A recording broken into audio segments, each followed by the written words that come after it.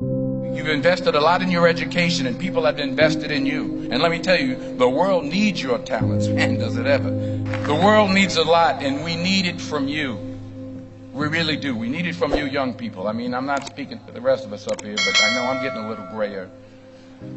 We need it from you, the young people, because remember this. So you got to get out there. You got to give it everything you got, whether it's your time, your talent, your prayers, or your treasures. Because remember this, you will never see a U-Haul behind a hearse. I'll say it again. You will never see a U-Haul behind a hearse. You can't take it with you. The Egyptians tried it, and all they got was robbed. So the question is, what are you going to do with what you have? I'm not talking about how much you have. Some of you are business majors. Some of you are theologians, nurses, sociologists. Some of you have money. Some of you have patience. Some of you have kindness. Some of you have love. Some of you have the gift of long suffering. Whatever it is, whatever your gift is, what are you going to do with what you have? Fail big. That's right. Fail big. Today is the beginning of the rest of your life, and it can be very frightening. It's a new world out there. It's a mean world out there, and you only live once. So do what you feel passionate about. Take chances professionally. Don't be afraid to fail. There's an old IQ test, was 9 dots, and you had to draw 5 lines with a pencil within these 9 dots without lifting the pencil. The only way to do it was to go outside the box. So don't be afraid to go outside the box.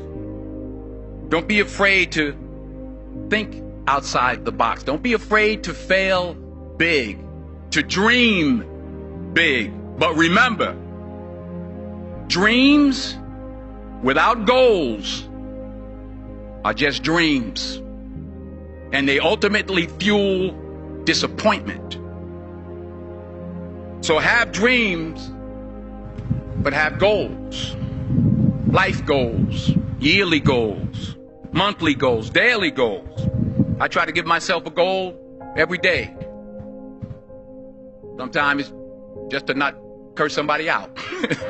Simple goals, but have goals. And understand that to achieve these goals, you must apply discipline and consistency. In order to achieve your goals, you must apply discipline, which you have already done, and consistency every day, not just on Tuesday and miss a few days. You have to work at it every day. You have to plan every day. You've heard the saying, we don't plan to fail, we fail to plan. Hard work works. Working really hard is what successful people do.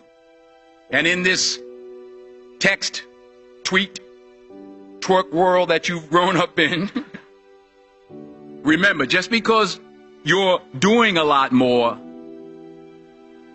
doesn't mean you're getting a lot more done.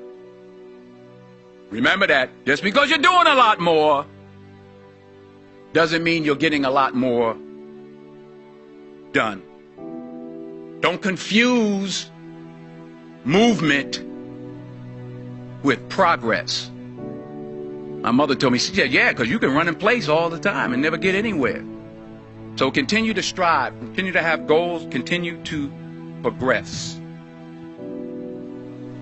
I found that nothing in life is worthwhile unless you take risks. Nothing. Nelson Mandela said, there is no passion to be found playing small and settling for a life that's less than the one you're capable of living. Now, I'm sure in your experiences in school and applying to college and picking your major and deciding what you want to do with life, I'm sure people have told you to make sure you have something to fall back on. Make sure you got something to fall back on, honey. But I never understood that concept, having something to fall back on. If I'm going to fall, I don't want to fall back on anything except my faith. I want to fall forward. I figure at least this way I'll see what I'm going to hit. Fall forward. This is what I mean. Reggie Jackson struck out 2,600 times in his career, the most in the history of baseball. But you don't hear about the strikeouts. People remember the home runs. Fall forward. Thomas Edison conducted 1,000 failed experiments. Did you know that? I didn't know that. Because the 1,001st was the light bulb. Fall forward. Every failed experiment is one step closer to success. You've got to take risks, and I'm sure you've probably heard that before, but I want to talk to you about why that's so important. I got 3 reasons, and then you can pick up your iPhones. First, you will fail at some point in your life. Accept it. You will lose. You will embarrass yourself. You will suck at something. There's no doubt about it. And I know that's probably not a traditional message for a graduation ceremony, but hey, I'm telling you, embrace it, because it's inevitable. And I should know. In the acting business, you fail all the time. Early on in my career, I auditioned for a part in a Broadway musical.